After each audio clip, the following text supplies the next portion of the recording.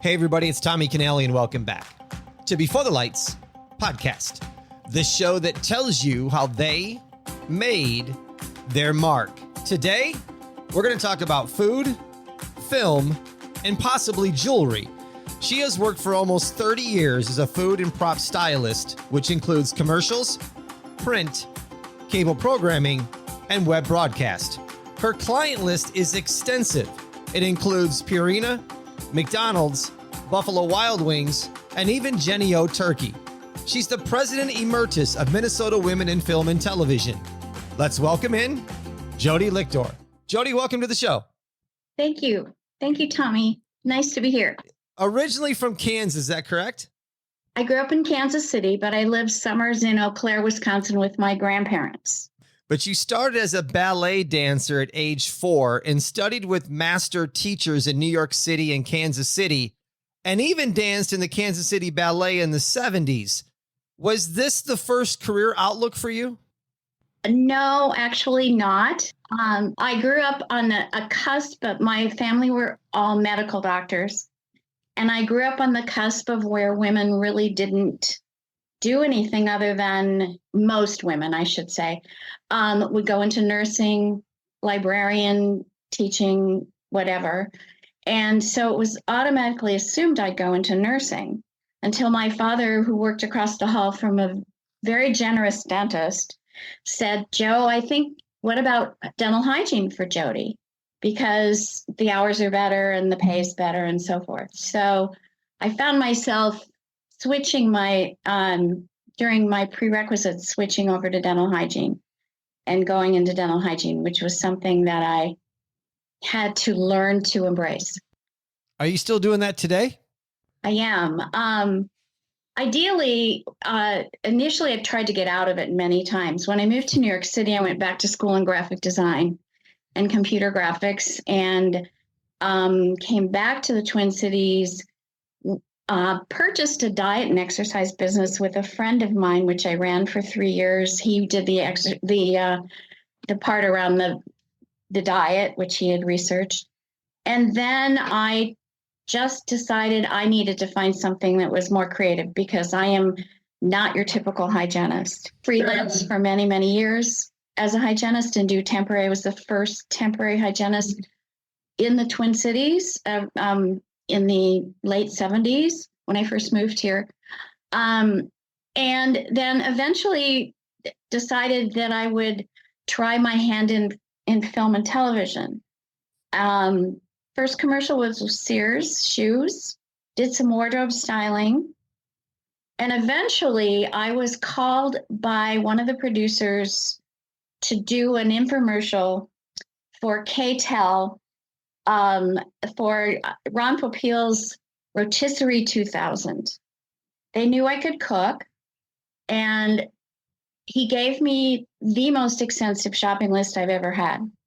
It took me 3 days to do it because there were 2 talking heads and 5 rotisseries going at the same time, which had to be filled with all types of food, including trout and duck and all these things. So after I did that, I sort of opened the door for people to call me and decided then at that point to stop doing feature films and not stop doing commercials, but mostly do food styling and props.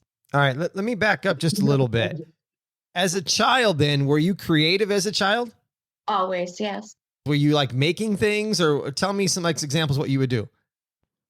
Well, I was always drawing. I would take art classes. I took dance for a long time. I played piano. I always sang in the choir in school, and my parents felt that the arts were not a career. They were something to do as a side hustle, so to speak. And so at that point, I just kind of went off into hygiene. And during hygiene, I did not dance. But once I finished, I would do a day of work, and then I would go take a company class or rehearsal and dance at night. So it just was, I just needed to have that balance in my life. When I say the word beautification, what does that mean to you? It means, for me specifically, it's about creating my own reality, creating and appreciating the beauty around me. And that has become almost involuntary. My latest obsession in the last number of years has become garbage. I cannot stand the fact that there is so much trash and garbage around, which there never used to be in Minneapolis. And I have a plan for this that I'm trying to pursue on a couple of different levels. The reason I asked the question about beautification is when I was doing some research, I saw that you are involved or were in modeling of aging but dangerous women that were 50 to 79 years old. And I thought, wow, this is a beautiful thing. That's why I asked the question about beautification. So tell me about this. Is this still something going on? So years ago, Jean Ketchum, who started Aging But Dangerous with her partner, Suzanne, used me and other friends to sort of build the model for what they were looking for. And they model in a sense of, their prototype of what this was for women. Bringing women to the forefront over 50 who were willing to take a risk and just go out there and be the most they could be. That time, and I can't remember the first year we did this, they decided to do a fashion show, and they chose, I think there were 12 of us initially who walked the runway wearing merchants' high-end clothing. The first one, there were 500 people, and it was a benefit for Haiti after the hurricane, and so forth. It was a lot of fun. The oldest model was 83, I think, and I was in my mid-50s at the time. Then we did one for Dress for Success. We did that one, and then things just started to get really busy. It was expensive to put the show on, and so Jean just sort of put us to the side, or said, we'll do more. And then COVID happened, and so I'm still involved with the group. I try to still participate in events and so forth, but I've got a lot of other things going on, so not as much as I used to. Understand. Let's transition into the food. 2006, you worked as an in-house producer, prepping recipes for Foodworks Incorporated with Andrew Zimmern. What did that do for you in being a food and prop stylist? Andrew at the time had a radio show, did and did a couple of spots during the week for Fox TV where he would present recipes, or he'd go on site with some restaurant or something. And I didn't know him, but I really liked what he did, and I decided to approach him and see if he was looking for an in-house producer and stylist. He wasn't happy with the person that he had on staff, and just fired her and hired me on the spot. It was he had just started the idea of Bizarre Foods. That hadn't actually come into fruition quite yet. And so a lot of it was making certain that he was prepped for the TV shows, that I would get all of the food and recipe and things together for him. I would interface with the producers for Fox 9, and also any other people that he was interviewing or in some way promoting in terms of cooking, because he was a chef and was trained as a chef and came to Minneapolis, and at one time owned a restaurant. It was not what I had hoped it would be, meaning I really wasn't doing the food styling that I thought I would be. I was really doing more assisting in terms of his business. And I was offered another full-time job about 6 months into that, and took that job in a very odd way, for a nonprofit doing special events for a short period of time. and then decided I needed to just go back into the freelance of production. I also, for 15 years, was part of Minnesota Women in Film and Television, which is the local chapter for the international group. There's 60 odd chapters around the world. I was their communications person. I did the newsletters. I was their vice president for a couple of years. And then I became president for 3 years until COVID happened. And we had just voted in a couple more new people into the board. Many of us were on for many years.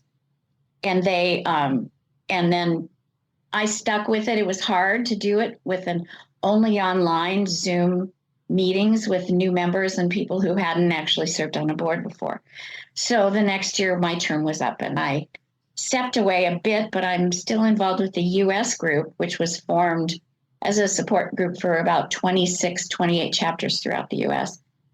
Jody, how did you want to get into, or what pushed you to become a food and prop stylist? Well, I got into the film business. I had a date with this guy who was in the film business, but also in the music business, which I have been involved with other people in the music business, quite renowned people in the music business. And so I went out with him, and we were chatting. I was just saying, I just have to figure out something. So he said, well, maybe you should get in touch with this production company and this production company and just tell them you're looking to get into the film business and see what they can do. Well, one woman producer was wonderful. And she said to me, I can't really put you in a production assistant role. You have too much experience. So she assigned me as assistant wardrobe on a Sears shoes ad. And then from there, I started working as celebrity caretakers, for instance, LaWanda Page, who was in Red Fox's TV show as Aunt Esther, did a program did a commercial with Church's Chicken. So I was her handler, also cooked for her, and did a few feature films. And kind of was putting myself out there as food or as props and wardrobe and whatever I could do on the corporate end. I did some very high-end corporate shoots as well. And as I said, when I did the Ron Popiel infomercial, I just started getting all these calls and thought, well, I don't want to compete with my really wonderful friends who are so skilled as wardrobe stylists. And so I just thought, I'm getting the calls. I'm just going to be exclusive to that. This opportunity came, so you took it and got into food and prop stylist. Is that correct? Well, I was open to whatever came out. I did a little bit of coordinating for some commercials, but it was not my forte. Feature films, I did a couple of feature films. One that was with did not get the press it should have, with the stars that were involved. And I was assistant to the producer. So I was just kind of feeling out what my next step would be. And because I cook and because I'm so into the aesthetics of food and design, that seemed like the natural pathway to go. I'm intrigued by this, and I'm sure my listeners will be as well. But what is the tricks to shooting food for commercials and things we see on TV? Well, it's sort of twofold. So I was trying to find a picture of Matt Burke, who was one of the Vikings players. We did a Got Milk commercial with him and part of that series, and we just used yogurt. So if it's a product shot, if it's something that is representative of a product, it has to be exactly as the consumer would receive it. So I did a holiday station. I don't know if you have them in Vegas, but I did a holiday station. It's like the McMuffin, the Egg McMuffin, except it's their egg sandwich. And literally, we were given those sandwiches. They were wrapped a certain way when they were opened. They had to look a certain way. Something more detailed in terms of or something less product oriented was Purina. Purina was a great job. And I originally got called because they did not use a food stylist for a shoot in LA that was called Hugs and Stars. It was Beneful Snacks for Dogs. So they decided to reshoot the animation piece of it. So I was asked the first time, to just get these two different products, buy a whole bunch of boxes and pick out the hero, which is the one that looks perfect on camera. There was no hero. I couldn't find, because the client wanted them to look exactly as they did on the box, which was really beautiful little treats. So what I did was I opened up a whole bunch. I found the one that was most like what I thought they were looking for. I took my Dremel drill. I drilled a hole and extracted, and with dental instruments, extracted the little bits of, I think it was bacon and cheese, from one, and then I would glue back in and populate the star, as it was called, for that one. And then for the other was Hugs, and it was like a little like cannoli with fake meat in it. And so I just extracted some of the meat from another cannoli, per se, another Hug, shoved it inside, just made it look as presentable as possible. And that was the first one, which ended up being the easiest. The second one, we had to take chicken breast, flash freeze them, and put them on a drill bit so they spun around, and then they were going to fall into and become kibble in a bowl. So I needed to do soybeans, and I did the chicken breast. The chicken breast I thought might have been the more complicated thing because they were afraid they would flop around. But the soybeans were the hardest. But the final shoot, and unfortunately, the agency that had this client lost it to a Chicago client. The third one was a claymation, and this was for South American distribution. And this was taking ingredients that were in the Benefil and putting them or claymating them. So there was a woman, or claymation, that she would turn them. So I had to get, in January, I had to source corn on the cob with the husk, Savoy spinach, carrots with their tops on them, and one other thing. Well, I was able to luckily find the corn on the cob, which was because it came from Mexico to Minneapolis. And then the art director said to me, well, I want it to look exactly like the box, which was the husk was cut. There wasn't any of the hair on the husk. And so she looked through all the corn and she goes, I don't like any of the corn on the cob. So I took out my instruments and I created the best looking, I extracted kernels, and then I would put little nails in. And anyway, so I created the perfect hero for the cob. But I told her that we have to take the cob out and then put it in the husk the way she wants it, because if I pin it and it does the rotation through the animation or the claymation, you're going to see the pin or whatever else is holding in it.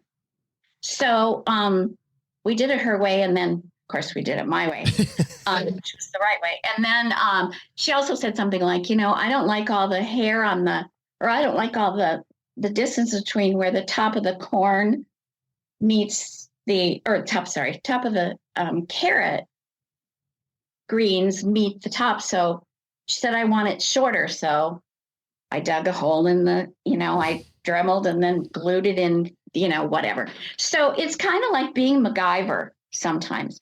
There are also just beauty shots where I have more free reign. For a Cub commercial we did one which was the Vikings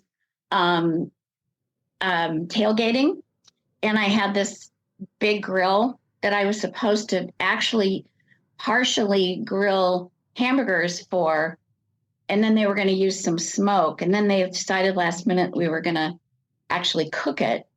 So all the marks, I was putting on all the grill marks, and I was doing however it would look best on the thing. So that is considered more of a beauty shot. It wasn't in promoting any particular meat or so forth.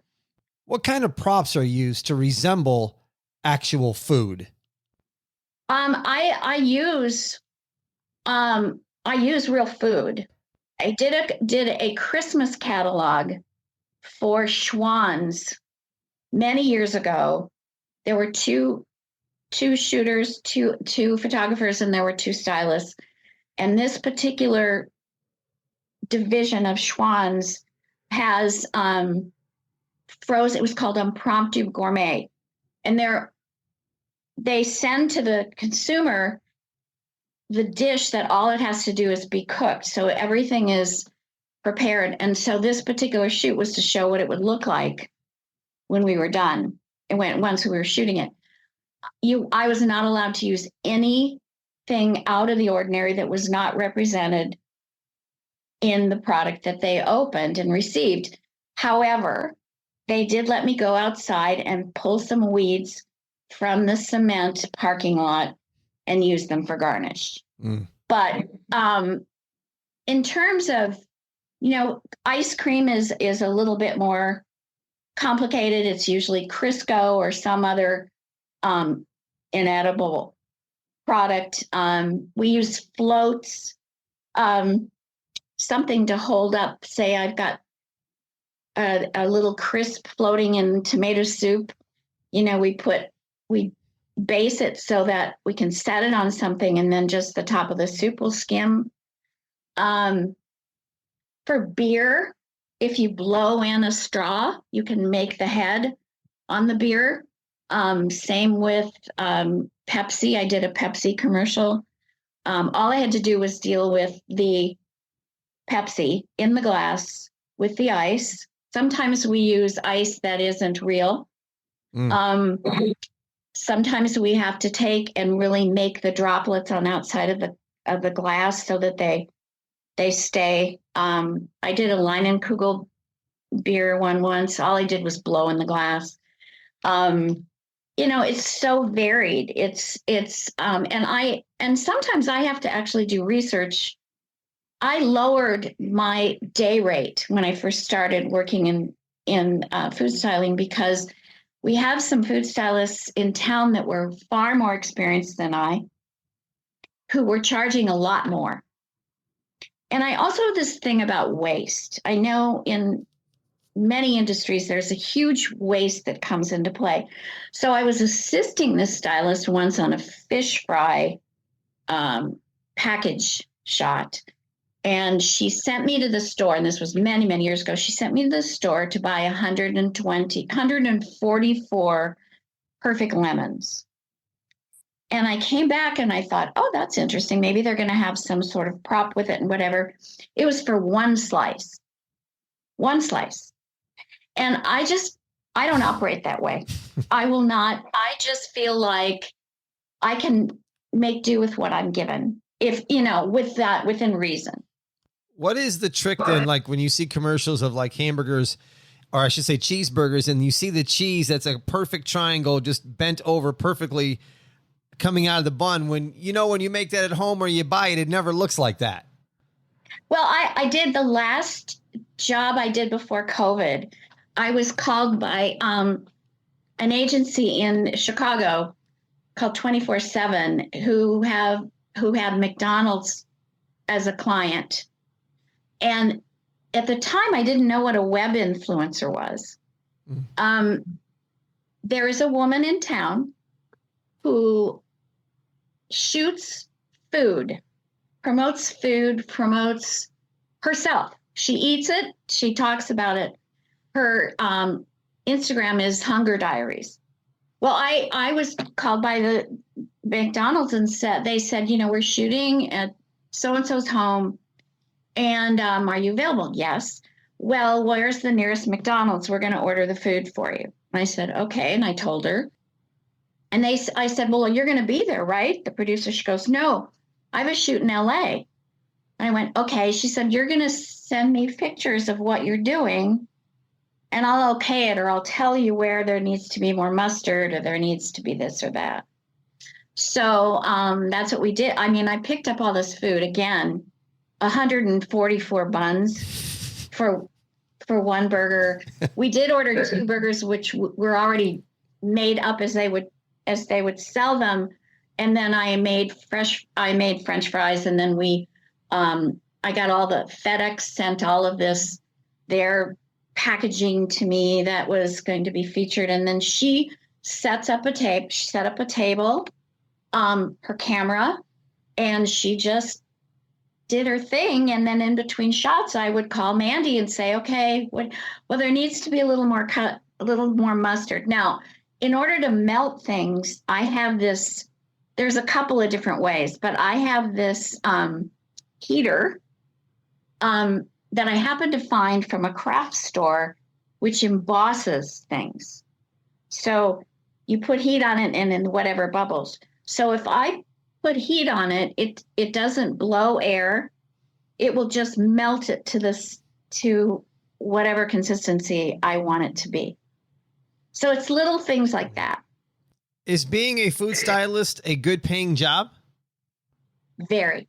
Is there a lot of competition to get into that industry? When I started, because I started on the film side and not the print side, I was only doing commercials and things. But as time went, and I was called by a lot of out-of-town agencies. Like, I don't know, somehow I got into this where any casino that wanted to feature their restaurants or their chefs was calling me to work on their promotional stuff. But at the time, when I first started, I reached out to some of these more expensive, seasoned stylists and said, I would be happy to help you and no charge. I'd be anything you would need. And they never returned phone calls. So when COVID happened, actually even before COVID, when 9/11 happened, and then when 2008 recession happened, budgets were really, really cut. And so food stylists in the film side were going after more print work. And most photographers have their own stylists. They would use, if I were associated with a food photographer, he would consistently call me if he had a shoot and typically make the shoot available or happen when I was available. Since then, occasionally I would get a job for something that stylist wasn't available for Hormel. I did some Hormel stuff. I've done, Line and Cool, some other offshoot things that they needed a stylist for. But it is very competitive, and especially Minneapolis used to be the most prolific agency area. We had the top agencies and production companies in town. And then that changed as economy changed. And so for me, I did a lot for Northwest Airlines. I did a lot of corporate work for them. I did a lot for Lunds and Byerly's, which is a local, very high-end grocery. And actually also for Super Value Foods, which owns stores all over the country. In fact, right after 9/11, we were shooting in several different stores from here to the East Coast. And rather than fly commercially, we took the super value jet, and it was me and the client and my camera guy and the audio guy. And we did 5 cities in 5 days. And it's a good thing we did, because we had 700 pounds of equipment, and there's no way we could have checked it. Mm-hmm. Certainly in Dulles, where we did go, Reagan, we did go there. So, but anyway, things changed a lot. They didn't have 100,000. They weren't putting $100,000 into an in-house video like Super Value did, and then also things changed from film to digital. And so they could get a lot more and create more modules from just from a whole bunch of shots. They didn't have to send the film off to Chicago to be processed and then, all of that. So the industry changed. So for you, do you see this industry changing down the road, or do you think it'll stay the same? Well, I think it's already morphing into what it is now. I mean, I think they will shoot less. There's so many shots that you can get these days, people can get on their cameras, on their iPhones. So there are certain instances where they're not going to be using big setups. It just depends on the kind of movement they want. If it happens to be commercial print, there's so much you can do to manipulate photos and everything now too. So it's competitive, and I'm a little concerned. I'd very much like to continue to do food styling. As I mentioned, I was doing temp and food styling at the same time, temp hygiene. And I work in an office that I've been in for years and covered a lot of their other hygiene vacations, medical leaves, and so forth. And so a perfect week was to do a Cub food commercial on Monday and Tuesday, and then clean teeth on Wednesday and Thursday.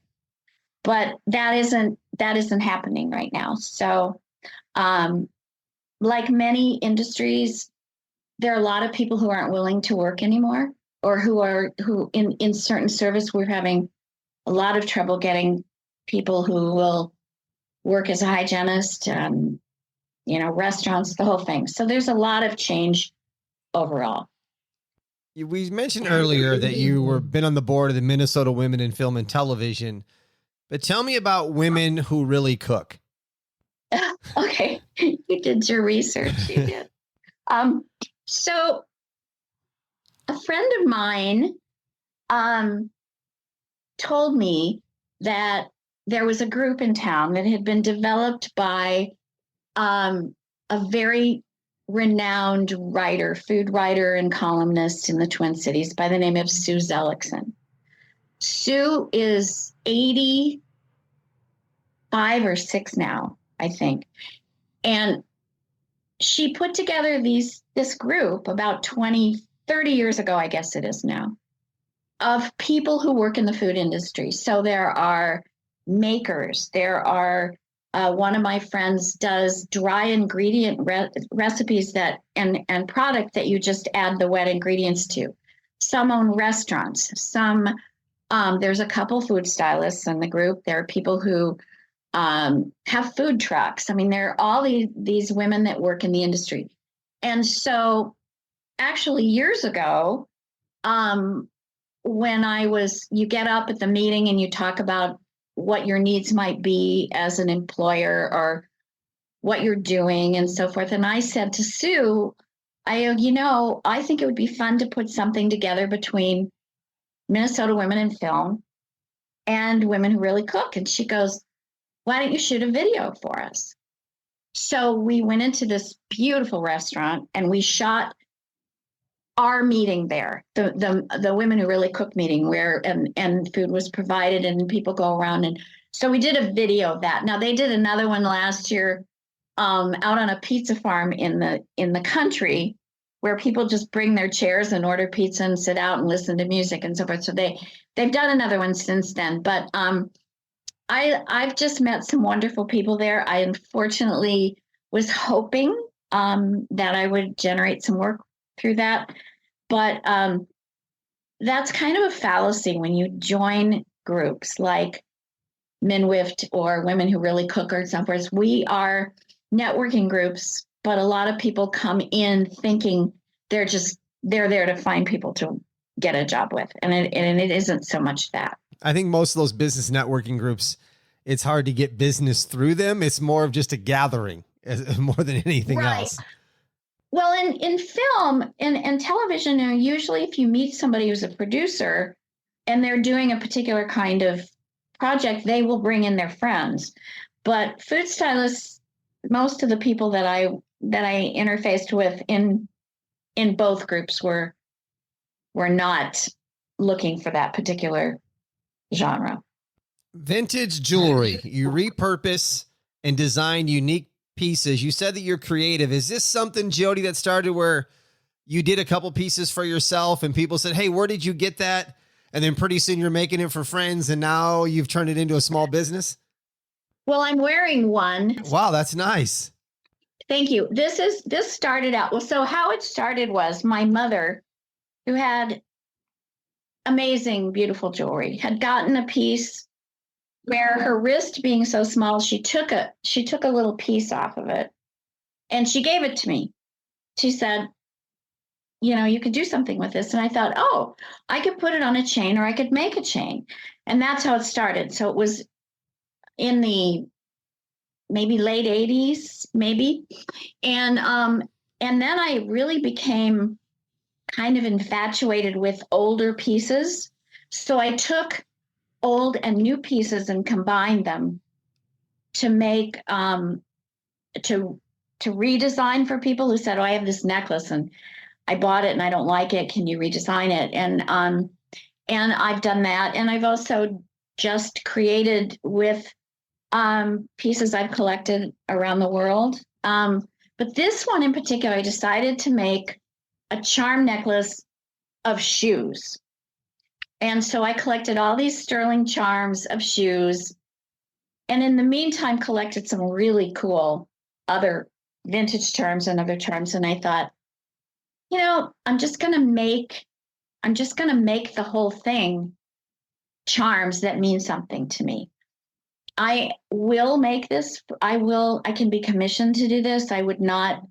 This is not for sale, but I thought thematically, if somebody were, say, a musician and they wanted a bunch of charms that represented music or anything, but this is only one example. I mean, some of the other things I've done, I tend to use a lot of pearls, and I use majority sterling, but some of the vintage brass and gold is just amazing to work with. So I have sold in some stores a long time ago. I have been in the process of trying to get my website up on Etsy, and I just haven't gotten there. And I have so much material to work with that I probably could sit here for the rest of my life and never use it all. Same with knitting. I'm a knitter too. Now that we probably got some listeners interested in that, where can they connect with you? Tell them what social media and what your website is. Well, my website is jodylichtor.com, JODYLICHTOR.com. It's still in process. Unfortunately, the designer who did it for me, when I asked to add more things to it, she said the platform no longer supported that. So she had to recreate the whole thing for me last year with a little bit different look. And I still have to add some photos to that. That's probably the best place to get in touch with me, or email me at Jody Lichtor jodylichtor@gmail.com. That is my website for my other ventures. What I'll do, listeners, is I'll put a link to her website and also a link to her email address. So you can just click on it and either email her or go right to her website. Last thing, Jody, before we wrap up, what's upcoming for you? Anything new and exciting that you want to talk about? Well, I'm looking to move to Europe. Wow. That's exciting. Hard time. That's been kind of my vision. I'd like to find a house. I also write. So I have a couple books that everything else, but I saw on CNN and advertising articles, I should say, they weren't advertising, talking about in Italy in particular, but there are other countries that do this, wanting to repopulate their smaller communities where people have left homes in various disarray. So they're selling the homes for as low as €1. And then you have 2 years to renovate with the help of them and some monies and some of their workmen. They also have a number of homes that are for sale in lower prices, maybe 12, 15, 18, 40,000, 50,000 that are affordable too. And so I initially was going to do this, and then I thought, I can't do this by myself and be here and do it. So I'm exploring other options. I also started taking French from 2 French guys online, and they teach French to people from all over the world. They're called AT Frenchies. I started that for a year. I started French in the 3rd grade, and I quit in junior high for the same reason I'm struggling now, which is I have trouble with the verbs. But I thought I might as well, instead of learning Italian, which I know a teeny bit, to just proceed with that and just see. They help expats come over there too. That's part of the thing. Another thing I'm doing is I'm trying to connect with a company, or I have connected with a company out in Amsterdam. These 2 women were sitting on the canal and drinking soda, and the straw kept raising to the top of the glass. It kept rising. And they realized they had something. So they developed this thing. It's called I get the name kind of backwards, but I think it's called the Great Bubble Barrier. And they developed this piece of equipment that when you put in the canals, forces plastic into a corral and they can extract it. So I want to bring them here to the Twins, to Minnesota, because of all our lakes, but they aren't going into the United States at this point. So I'm trying to put together a committee of people and get a sponsor to do that here too. Well, Jody, thank you so much for your time and coming on the show and talking about all this. Thank you so much for inviting me. It was my pleasure. Oh, absolutely. Absolutely. My listeners, and especially me, I love food. I'm a foodie, but learning more about food stylists and stuff, I think is intriguing. And you've kind of given us a little glimpse into that world. So I appreciate, I'm sure my listeners do as well. And I wish you nothing but success. And I hope the whole thing in Europe works out for you. And who knows what you might end up doing. Well, thank you, Tommy. You bet. Listeners, before we go, join the exclusive Before the Lights members group. Click the link in the show notes. It includes private video calls with former guests, a one-of-a-kind collector's poker chip. I do extra content and more. It's a small way for you to support the show.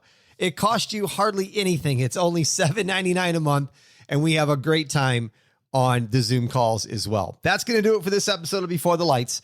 I'm Tommy Canale, and until next time, everybody, a salute. A chin chin.